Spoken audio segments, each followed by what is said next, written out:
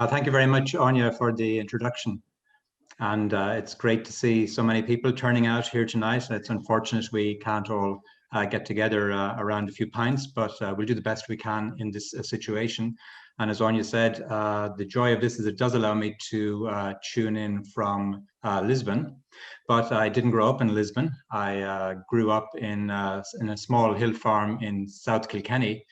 And growing up on that farm, I was very much aware of weather and seasons and climate because we had to cut the hay, of course, every summer. So my mother would be looking at the birds to see were they flying high. If the swallows were flying high, it meant that maybe we were going to get a dry spell. Oh, and she'd be looking at the clouds and going, do you think there's some mare's tails there? Because that would suggest that there could be bad weather on the way. We didn't have 5 or 10 day Met Éireann forecasts at the time. So it was vital to try and make sure you had decent weather in order to cut the hay. And then in the winter time, we had another problem, and that was cold weather and frost and ice, because we only had kind of one tap in the farmyard. So if it froze, then we had 12 cows who were desperate for a bit of water. So myself and my brother would have to trudge across the field to a nearby well and bring back water.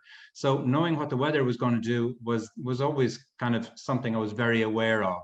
So when the chance came a number of years ago when I was working at University College Cork to get involved in climate change studies, I really just jumped at the chance because it's something that I've always been interested in. So as you probably know, the climate is changing and has been now for some time. But what is it that's causing these changes? Well, as Margaret alluded to, it's the fact that we're using a lot of fossil fuels.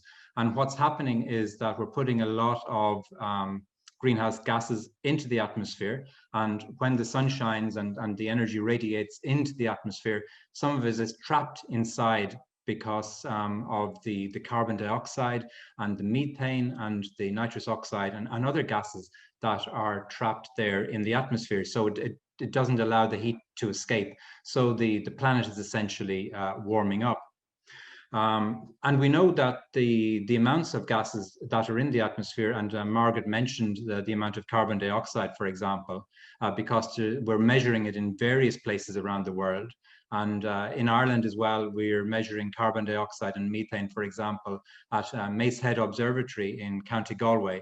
So there's been measuring equipment there since 1992, and it's showing us that carbon dioxide levels have been increasing year on year. And as Margaret said, they're now over 400 parts per million.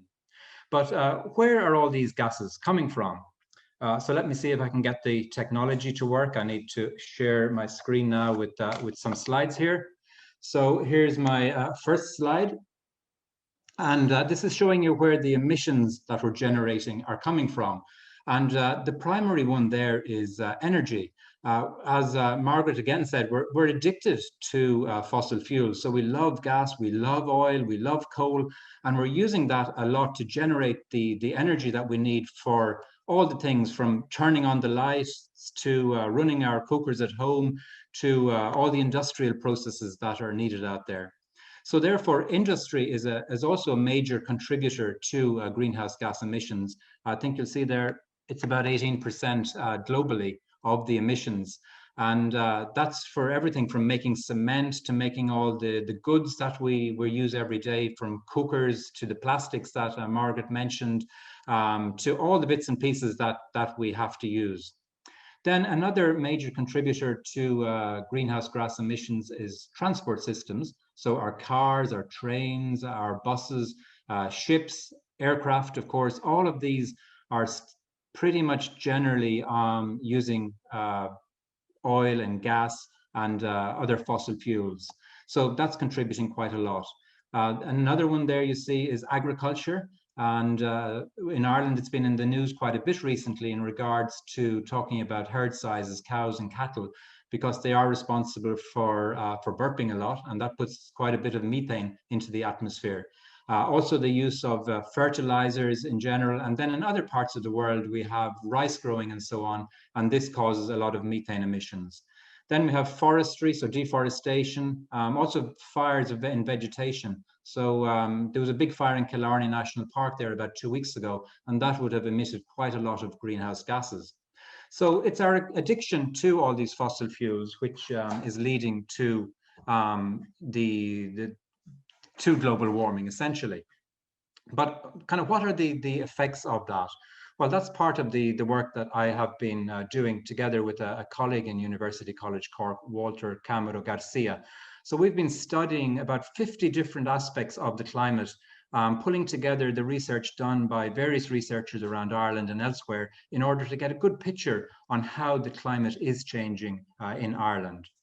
And just to give you a few examples of that, the one you might be familiar with is how the air temperature in the country has been changing. So this graphic is showing us essentially what the annual change in the temperature has been since the beginning of the 1900s up until last year, essentially. So you see that back in 1900, the average air temperature in Ireland was about 9 degrees Celsius. And then it sort of increased up towards the 1940s. Then it decreased a wee bit, and in the 60s and 70s, it was stable. But then since the 80s, it's been pretty much shooting up inexorably. So we've then done a statistical fit, and that red line kind of shows you the increase we've had since 1900. So basically, the temperature in Ireland is about 0.9 degrees Celsius warmer than it was 120 years ago. It doesn't mean that we're all going to keel over with heat tomorrow morning. But what we have noticed in the studies is that one interesting thing is that minimum temperatures, both in summer and winter, have been increasing. So it basically doesn't get as cold as it used to.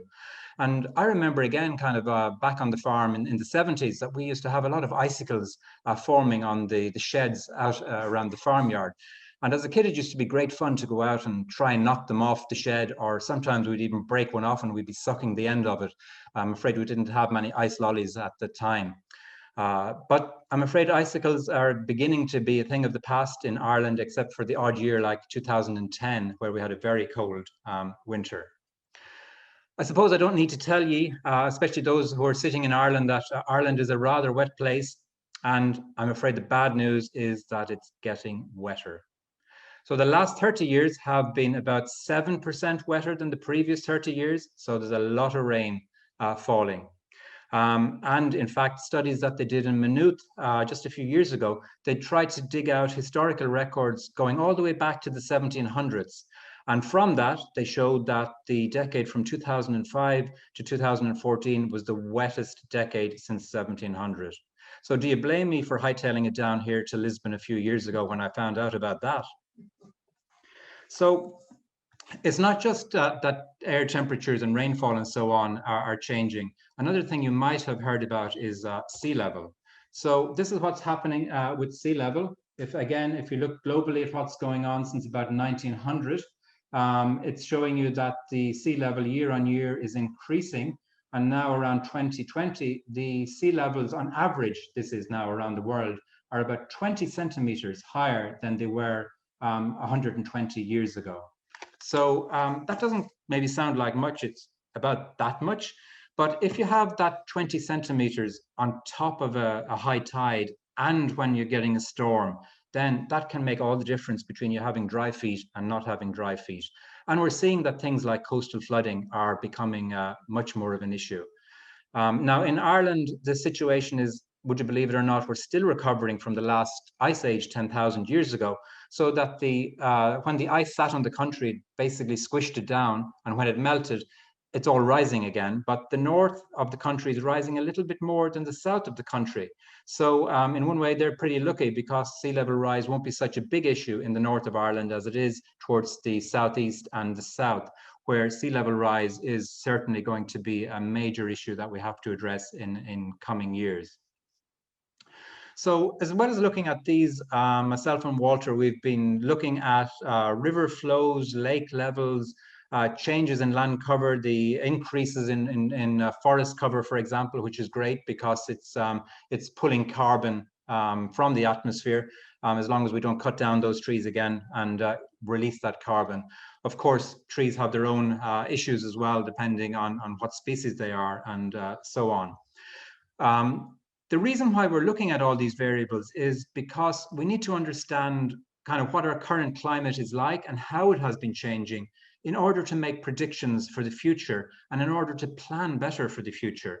Because what we need to do is both adapt and reduce the amount of carbon that we're emitting in the first place. So in terms of adaptation, issues that are important in Ireland is with this increased rainfall, river flooding is going to be a problem, sea level rise is causing coastal flooding.